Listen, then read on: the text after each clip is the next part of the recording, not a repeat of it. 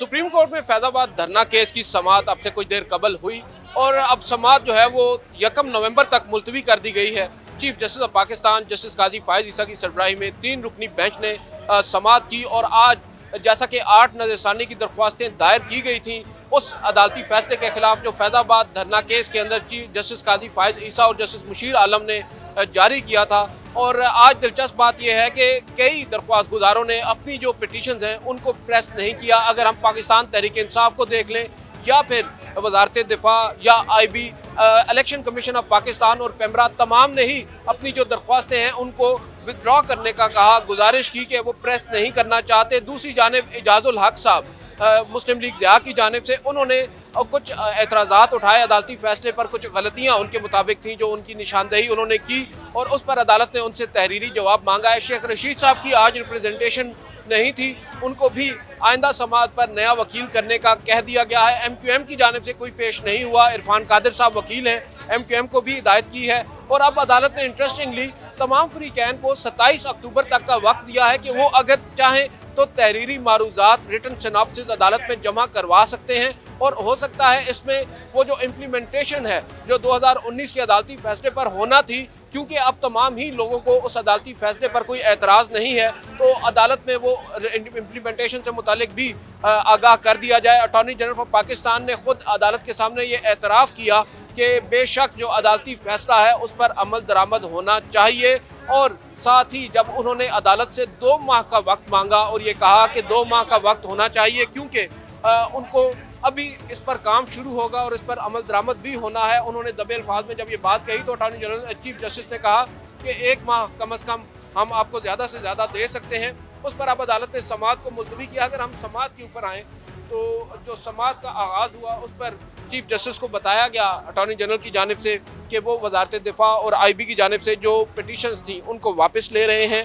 और फिर chief justice ने यहाँ पर कहा कि पहले आपने ये कहा कि हमारे फैसले में गलतियाँ हैं, आज वो तमाम तर गलतियाँ दुरुस्त हो गई हैं, क्या कोई वजह बताना पसंद फरमाएंगे या फिर सिंपलिसिटर तरह का आप विड्रॉल चाहते हैं। उसके बाद जो चीफ जस्टिस ऑफ पाकिस्तान है उन्होंने उन लोगों पर भी तनकीद की जो उस अदालती फैसले या उन तमाम तर मुहर्रिकात पर मुख्तलिफ TV चैनल्स और YouTube चैनल्स पर बैठ कर तबसरे करते रहे। उन्होंने कहा कि अगर किसी को कुछ कहना ही है तो अदालत में आ जाएं, अदालत में तहरीरी शक्ल में अपने जो आर्ग्यूमेंट्स हैं वो जमा करवा दें, हम सुन लेंगे और फिर हम बताएंगे कि हम क्या कर सकते हैं इन तमाम तर मामलात के ऊपर।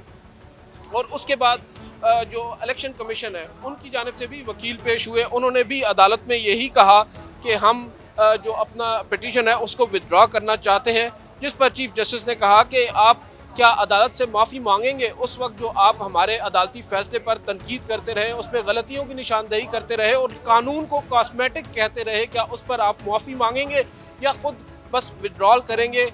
उस पर वकील साहब ने कहा कि हमने फैसले पर अमल दरामद कर दिया है। इस पर चीफ जस्टिस ने कहा कि अमल दरामद कहाँ किया है, हमें तहरीरी शक्ल में जमा करवाएं वो तमाम तर बातें जो आप समझते हैं कि आपने उस अदालती फैसले के बाद अमल दरामद करते हुए किया।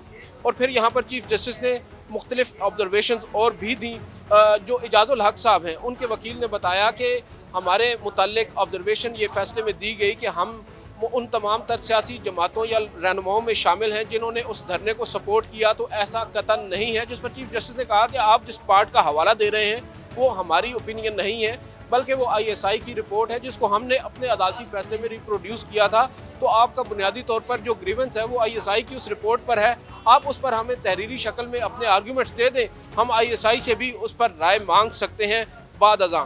और फिर चीफ जस्टिस ने काफ़ी ज़्यादा बरहमी का इजहार किया, फ्रिवलेस किस्म की जो नज़रसानी दरख्वास्तें हैं उन्होंने कहा कि ये आयद की गई, क्यों ना हम आप पर जुर्माना आयद करें उन तमाम लोगों पर जो आज सडनली ये कह रहे हैं कि वो फैसला दुरुस्त था, जबकि 4 साल पहले उस फैसले के खिलाफ नज़रसानी दरख्वास्तें दायर कर चुके हैं।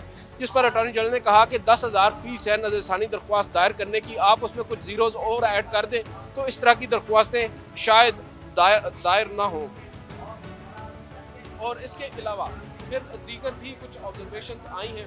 चीफ जस्टिस ने कहा कि देखें इलेक्शन कमीशन जो है वो एक कॉन्स्टिट्यूशनल बॉडी है और हम उससे ये तवक्को नहीं करते जो माजी में वो यहाँ पर बज़ाहिर नज़र यही आ रहा है कि एतराफ़ कर रहे हैं कि हम किसी और के हाथ में चल रहे थे। अगर जुर्म हुआ है तो उस जुर्म का एतराफ़ तो कर लें, हमें ये कहा जाता है कि हमें हुक्म मिला था और हमने फ़र्द वाहिद के हवाले किया हुआ था इलेक्शन कमीशन को उस वक्त, और आज हम अपनी आज़ादाना सोच को आगे लेकर चल रहे हैं और इन दरख्वास्तों को वापस ले रहे हैं। इसी तरह चीफ जस्टिस ऑफ पाकिस्तान ने दीगर जो फ्रीकैन हैं उनसे भी ये सवाल पूछा और बार बार उनसे ये कहा कि आप सब डरे हुए क्यों हैं, जो अगर आपसे कोई गलती हुई है तो उस गलती को तस्लीम कर लें। और यहाँ पर जो अटॉर्नी चीफ जस्टिस हैं उन्होंने खादिम रिजवी साहब को भी शाबाशी दी। उन्होंने कहा कि खादिम रिजवी मरहूम एक वो वाहिद शख्स थे जिनसे मुझे तवक्को थी, हमें तवक्को थी कि वो हमारे अदालती फ़ैसले पर एतराज़ करेंगे और नज़रसानी की दरख्वास्त दायर करेंगे, मगर हुआ उसके बरक्स। उन्होंने तो हमारे अदालती फ़ैसले को तस्लीम कर लिया और हमें उनको कम्प्लीमेंट करना चाहिए कि उन्होंने हमारे फ़ैसले को होल हार्टेडली तस्लीम किया और दीगर तमाम ने यहाँ पर नज़रसानी की दरख्वास्तें दायर कर दी। फिर चीफ जस्टिस ने एक टर्म यूज़ की, कंडक्टर ऑफ द ऑर्केस्ट्रा। इस तमाम को ऑर्केस्ट्रेट कौन कर रहा था ये भी सामने आना चाहिए।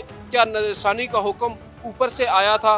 एक ऊपर खुदा होता है, लेकिन बदकिस्मती के साथ पाकिस्तान में ऊपर खुदा के अलावा कुछ और होता है जो फैसले करता है।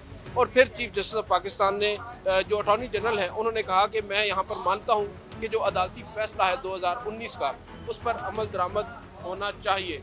चीफ जस्टिस ने बार बार एक सवाल पूछा, आप एतराफ़ करेंगे या नहीं, और जो अगर आपको कहीं से डर है तो खुलकर बात करें और हमें आगे लेकर चलें। उन्होंने फिर एक बात कही कि 2017 में कैसे चल रहे थे मामलात, धरना कैसे हुआ था, हमें ये तमाम तर चीज़ें जो हैं अब बता दें कि उस वक्त कौन चला रहा था।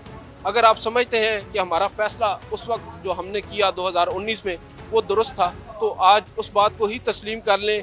अगर आप ये तस्लीम कर रहे हैं क्योंकि रिव्यू पिटीशन आप वापस ले रहे हैं। और फिर उन्होंने नौजवान नस्ल के हवाले से कहा कि हम नौजवान नस्ल को क्या दर्स दे रहे हैं। और फिर ताहिरुल कादरी का भी यहाँ पर जिक्र हुआ। उन्होंने कहा कि वो शख्स जो जमहूरियत का बड़ा दाई था और पाकिस्तान में जमहूरियत चाहता था वो अब कनाडा से वापस क्यों नहीं आ रहा। जो फ्रीकैन हैं उनकी जानिब से अदालत से जब ये इस्तदा की गई कि वो रिव्यूज़ वापस लेना चाहते हैं तो अदालत ने अपने हुक्म में ये कह दिया कि हम फ़िलहाल आपकी जो नज़रसानी दरख्वास्तें हैं उनको विड्रॉ नहीं कर रहे, उनको डिस्पोज ऑफ नहीं कर रहे। बहरहाल ये ज़रूर कहा कि जो एडजर्नमेंट है वो मांगी गई और हमसे ये कहा गया कि कुछ मज़ीद वक्त चाहिए, लिहाजा हम 27 तारीख का आपको वक्त देते हैं। अपने जो तहरीरी मारूदात अगर आप जमा करवाना चाहें वो जमा करवा दें। और 1 तारीख को क्योंकि तमाम फ्रीकैन भी प्रेजेंट होंगे, आज ना MQM की नुमाइंदगी यहाँ पर थी और ना ही शेख रशीद साहब के वकील मौजूद थे, लिहाजा तमाम फ्रीकैन को सुनने के बाद ही केस आगे बढ़ेगा।